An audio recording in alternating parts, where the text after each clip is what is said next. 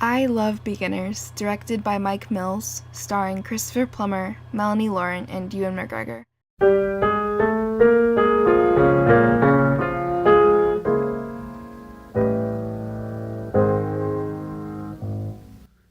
Before I even started recording this voiceover or filming this video, I knew that just me praising it wasn't going to do it any justice, so I wanted to say please give it a chance and check it out. This video will contain spoilers. I'm obviously no professional critic, but who is when it comes to art? I've struggled a lot writing this video because I wanted to give it what it deserves, but then I remembered something important. Film is such a fluid medium that with this story you'll have a completely different experience than I did, and it will mean something different to you than it does to me. So here's what Beginners means to me. This is 2003. This is what the sun looks like. And the stars, nature. This is the president. And this is the sun in 1955. And the stars. And nature. And cars. And phones. And movies. And the president. Let's start with Avanar. It's a word from the Dictionary of Obscure Sorrows that I found has relevance to the way this story is told.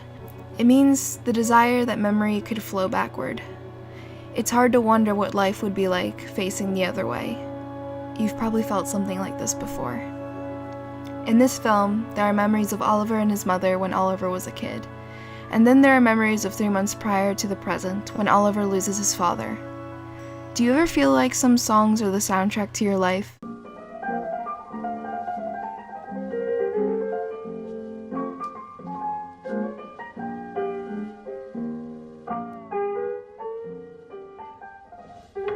Oliver, stop it.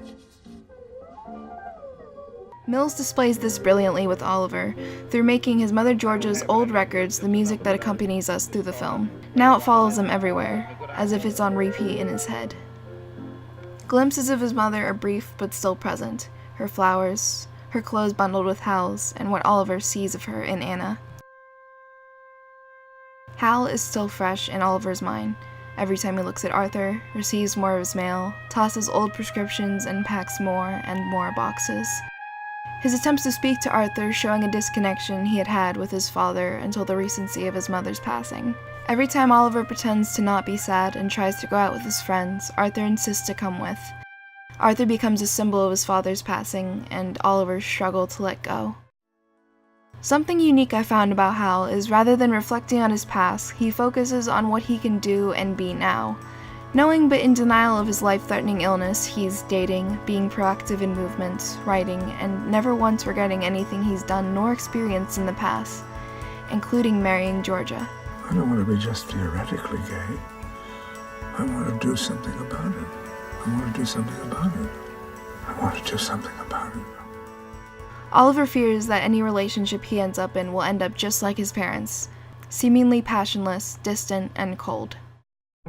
Then he meets Anna. Hello. They say when you're searching for your partner, you often are really searching for yourself. That's the case for some people. Some people are drawn to others who are nothing like them, exact opposites such as Andy and Hal. But Oliver and Anna are one and the same, in their sadness and/or their artistry. There's something so unbelievably human about the lack of dialogue that happens between Anna and Oliver, showing an intimacy to their relationship and a privacy that's still given by the film. It almost makes you feel like you're intruding. Conversations Oliver mentions but never describes, the literal sense of Anna having laryngitis, and the sharing of glances between them. We don't need these verbal exchanges to understand their connection and therefore feel more connected to them as an audience. The charm alone in their interactions is enough to fall in love with both of them. So, we are the same? I guess so. Dull colors, except for the emphasis on primaries such as blue, yellow, and red, remind us of nights spent awake late at night trapped in thought, or dust and packed and unpacked boxes of mementos and clothes you've kept but don't fit you anymore, items that no longer have use but hold memories and meaning.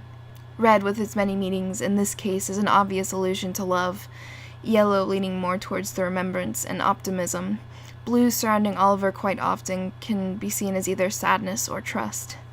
The pacing of the film takes its own time. Rather than congruently walking in and out of Oliver's everyday life, we move through his feelings and what they bring to the surface.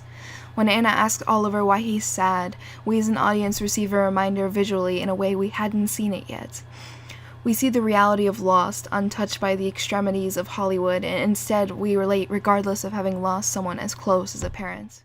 You'll throw a lot of their stuff away. You'll bring a lot of their stuff to your house. This is the photo my mother kept in her bedroom. When I was a kid, I thought that was my arm giving her daisies. Now I make a new mistake, and I think it's her arm giving me the daisies, saying, here's simple and happy. That's what I meant to give you.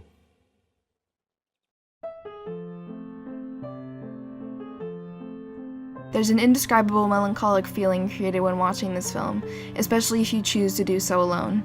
I still can't put my finger on why I've come back to this film and find a new reason to cry each time. Rather than escaping into a world presented in front of you, Beginners keeps you grounded, reminding you of what we all want in life, and how sometimes achieving that happiness may never come to pass. The things we experience, whether they be damaging to who we are or uplifting, ultimately molds and shapes us as people. We also have the choice whether or not to experience these things alone, and as Oliver beautifully puts it, Our good fortune allowed us to feel a sadness that our parents didn't have time for. we do have the privilege to feel a way that some people don't have time for, to truly explore the depths of human emotion and to understand how the world around us affects our outcomes as we grow every day. Even though we get used to the cycle of our own lives, sometimes someone flashy walks into our lives and reminds us that no matter who you are or where you seem to be, truly we're all just beginners. Someone flashy walks into your life and you're just gonna fall for it. No, it doesn't work like that. There are other steps. It's complicated. Yeah, me too.